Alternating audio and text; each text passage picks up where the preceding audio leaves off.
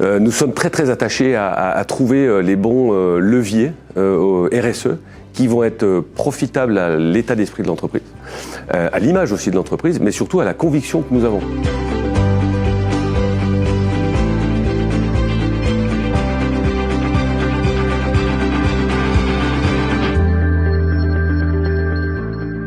Eh bien, je suis Olivier Robert, je suis un des 6 associés de l'agence indépendante Big Success, qui est une agence que l'on a créée il y a maintenant 17 ans. On est 100% indépendant, nous avons 90 collaborateurs et nous avons une signature qui s'appelle Source officielle de croissance. Mais l'idée, c'est d'aider les PME, les entreprises françaises à croître et à trouver les bons leviers de communication. Donc nous, aujourd'hui, on propose des solutions de création de production télé.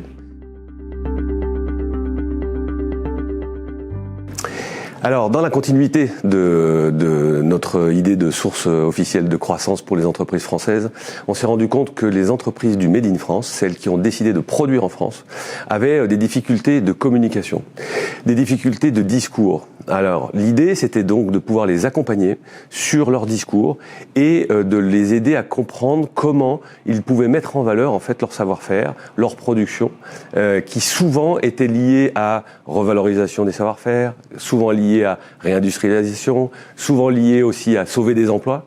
Mais ça, ce ne sont pas des arguments commerciaux, ce sont des arguments sociétaux. Et donc l'idée, c'était d'arriver à trouver les bons leviers et les bons mots pour qu'ils puissent croître. En fait, les entreprises du Made in France ont deux axes de travail sur leur communication. Le local, c'est-à-dire le national, et l'international.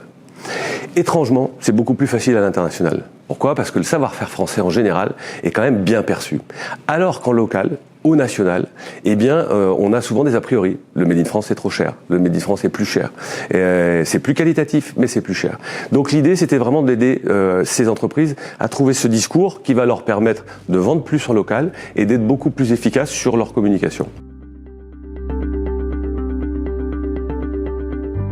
Nous sommes très attachés à trouver les bons leviers au RSE qui vont être profitables à l'état d'esprit de l'entreprise, à l'image aussi de l'entreprise, mais surtout à la conviction que nous avons.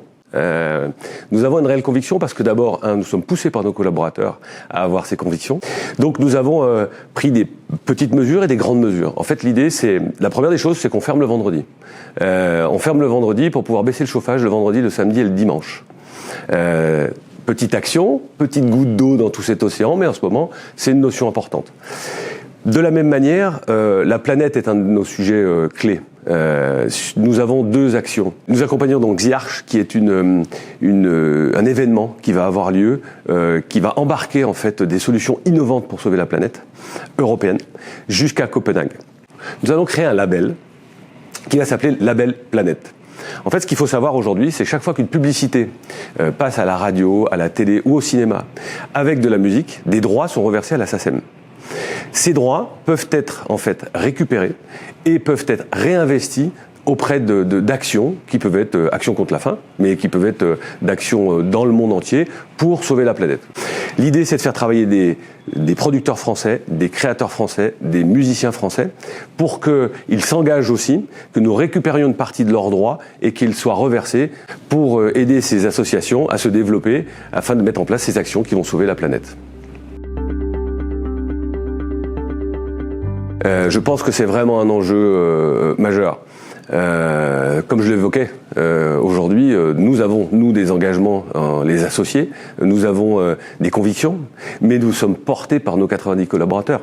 Et ces 90 collaborateurs nous challengent tous les jours. Et donc, si on ne prend pas au sein de l'entreprise ce sujet à bras-le-cœur, avec des groupes de travail, avec des équipes pour savoir qu'est-ce que l'on peut faire. Donc cet enjeu-là, s'il n'est pas pris vraiment à bras-le-corps par les dirigeants d'entreprise, je pense qu'ils vont avoir un problème interne, principalement, de ressources, parce que les ressources, aujourd'hui, sont très bien toujours tournées vers « je veux un travail intéressant, très bien, je veux être rémunéré à mon juste travail, mais en même temps, je veux aussi avoir un engagement ». Et ça, cet engagement, il faut qu'on y réponde.